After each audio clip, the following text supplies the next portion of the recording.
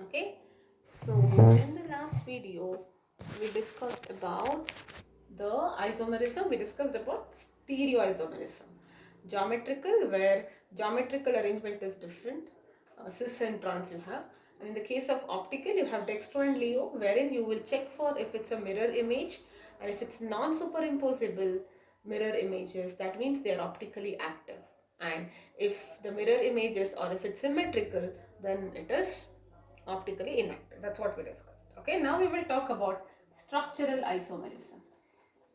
Structural isomerism will have, what is the meaning?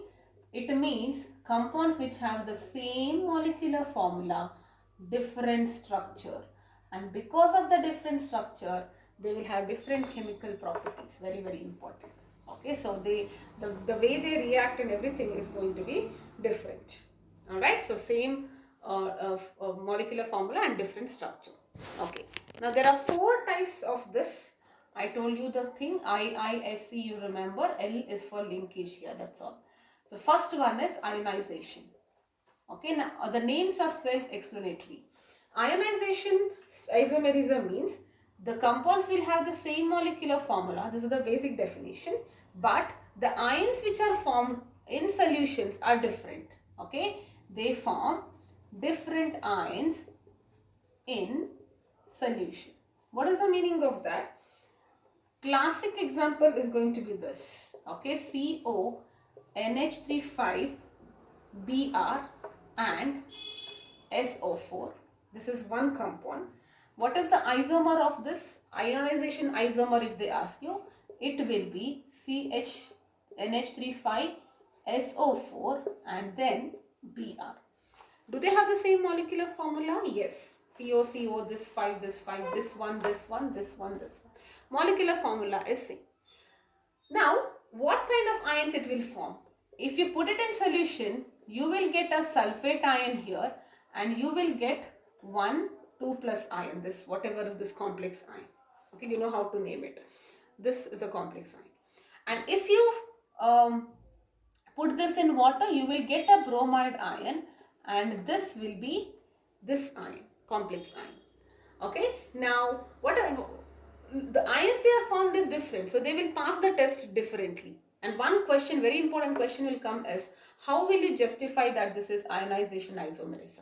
Okay, so what you do a test which will react with sulfate and give you a precipitate, react with bromide and give you a precipitate, something like that. Like for example, if you make both the reactions react with barium chloride, okay, you are taking a solution of this and solution of this one by one. Here you will see a white precipitate. The reason is because barium reacts with sulfate to give you barium sulfate. This is a precipitate. But here you are getting barium bromide, which is not a precipitate, so you don't see any changes. Okay, so that is how you can justify that they are isomers, but chemically they are different. This is giving you a precipitate, this is not giving you a precipitate. Okay, so that's the example for ionization isomerism. Also, it's very easy, the thing would have shifted. Okay, whatever was inside would have come out, whatever was outside would have come, one of them. Like for example, even this is a one classic example, platinum NH3 Cl2 and Br2. Okay, now I can bring this bromine in and chlorine out, that will be its ionization isomer. So silver chloride test will be a precipitate here when the chlorine is outside, and when the bromine is outside it is giving you bromide ions. Silver bromide is not a precipitate, so that way you can justify. Okay, so that is about ionization isomers. Okay, now let's next talk about linkage isomerism, L. Okay, linkage, the word itself tells you that the ligands are linked to the central atom through different atoms. Okay, this is linkage isomerism. Okay, so again the same molecular formula is there. You have a ligand which is bonded to the central metal through different atoms. It is a kind of what is that, ambidentate, right? So this is about ambidentate. Like for example, if you are telling about CO NH3 5 times and NO2, okay, and Cl2. Look at that. One isomer possible is that, you know, this NO2 can be written as this here. Okay. So all the three bidentate or ambidentate thing, if you remember, it's easy to identify. Okay. So this will be the isomer. So this is nitrito and this is nitrito N and this is nitrito O. Alright, whatever is the name of this compound, you know how to write it. Nitrito N, nitrito O. Okay. Similarly, you can also write it for Cn. If you see there is Cn here, you can write it as Nc on the other one. Okay. This is cyano, this is isocyano. Similarly, SCN, anything which is having SCN as one of the ligand, the other possibility is NCS. This is thiocyanate, this is isothiocyanate. Okay, so this is very easy to identify. Generally look for these compounds in the as a ligand. There is a high chance that you can have a linkage isomerism, linkage isomer rather. Yes, okay. So that's about linkage. Next is about solvation or hydration. S stands for solvate or hydration isomerism. Solvation or hydration means hydrate water. Okay, same molecular formula, but the water molecules inside and outside are different. They are kind of, you know, changing. Okay, like for example, if you talk about Cr H2O6 Cl3, there are 6 water molecules inside. One isomer of this, which is a solvate isomer, could be you have only 5 outside inside. Okay, and then you have 1 chlorine here, and then outside you have 2H2. Okay, Cl2 2H2O, sorry, Cl2 is there, 3 is there, so Cl2 dot 2H2. This is its solvate isomer. Why? Because here water was 6 and it's very easy to identify. Water only, it's only talking about water. Hydrogen, water is 6, water is 5, 1 has come out. Okay, so this is dot H2O. Similarly, I can write 4 here and make this Cl2 and Cl dot 2H2O. That's also fine. Alright, so this is about solvate. And the last one is C. C stands for coordination isomerism. What is the meaning of that? There is exchange of ligands, okay, between anions and cationic entities. Sorry. The thing itself, the ligand itself are getting changed. Like for example, if you say CONH36, okay, this is one, and you have CrCN6. So one of them is a cation, one of them is an anion. Alright. Now what if I interchange? The ligand is getting interchanged, not the central atom. Okay. So with the cobalt, if I put up 6CN6, and with the chromium, if I put up NH36, that is nothing but a coordination isomers. Okay. So how do I identify each? And see, if the question is that completes this. Alright. So I will just say it once again. So the first one is ionization. That means they will produce different ions. Correct? The counter ion is coming in and one of the ligand is coming out. Different ions are there. Linkage means it's very easy. Ambidentate. Just remember ambidentate. Okay. Solvation, very easy again. Coordination means the cations and anions, the ligands are interchanged here. Okay. Now the only thing is, what if you get a question like identify all the isomers? You don't have to. A compound might have many isomers. Some of them may be structural, some of them may be stereo. In stereo also it might have geometrical as well as optical. So you have to look into it one by one. Okay. So I will quickly discuss 2 questions. That is 9.5 or 8.5 in your textbook. Draw the structural isomers, structures of geometrical isomers of this. Okay. So geometrical isomers, whether they exist or not, yes. Ammonia on trans and ammonia on cis, very easy. Okay.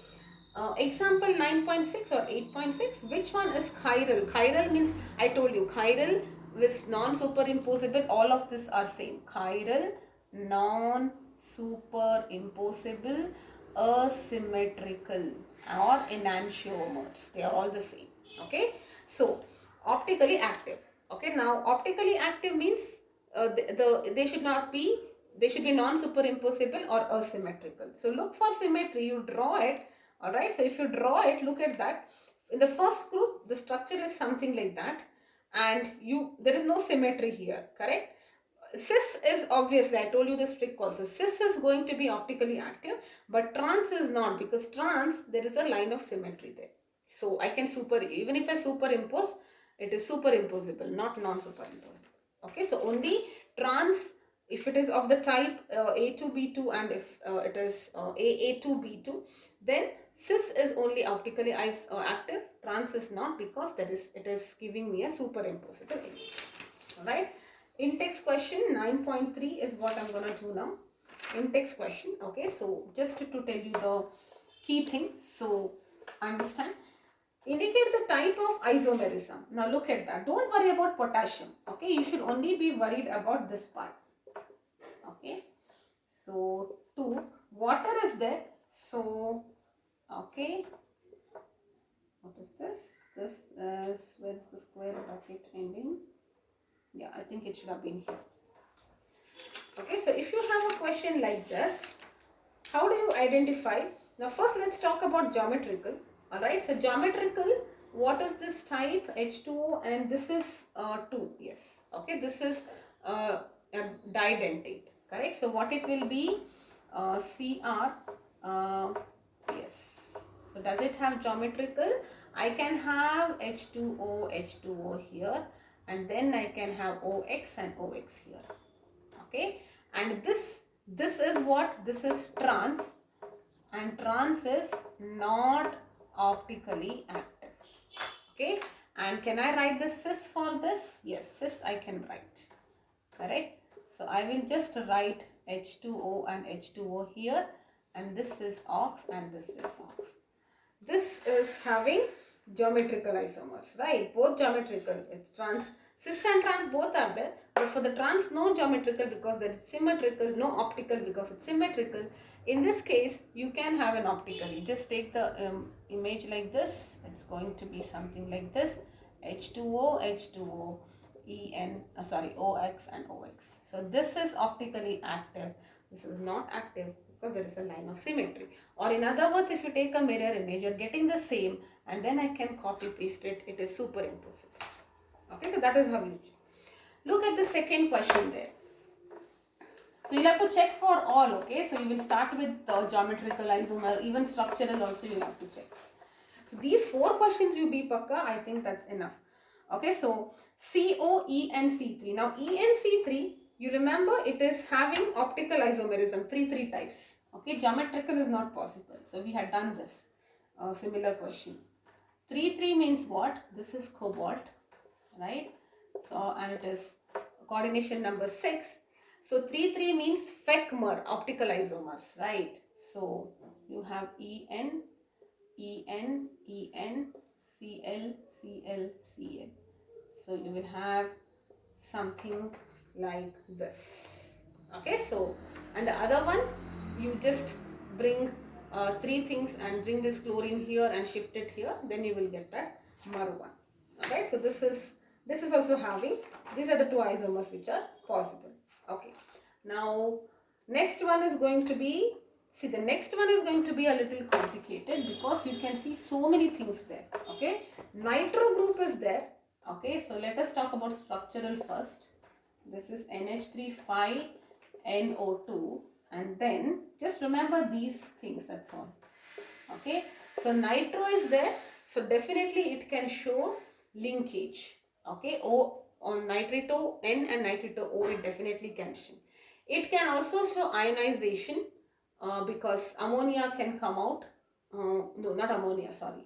NO2 can come out and the number of ions will be different. So ionization is also possible. Alright. And then geometric, is that possible? For geometric, let us write. Okay, so geometric and optical you have to check. So this is what? 5 and 1, 6, right? Yeah, 6 is this thing. So geometric, I will write NO2. There is only one NO2 and remaining all are ammonia.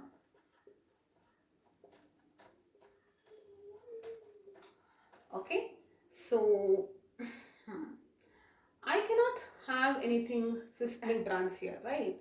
So optically, yes, it is fine, but geometrically, no, right? So one second.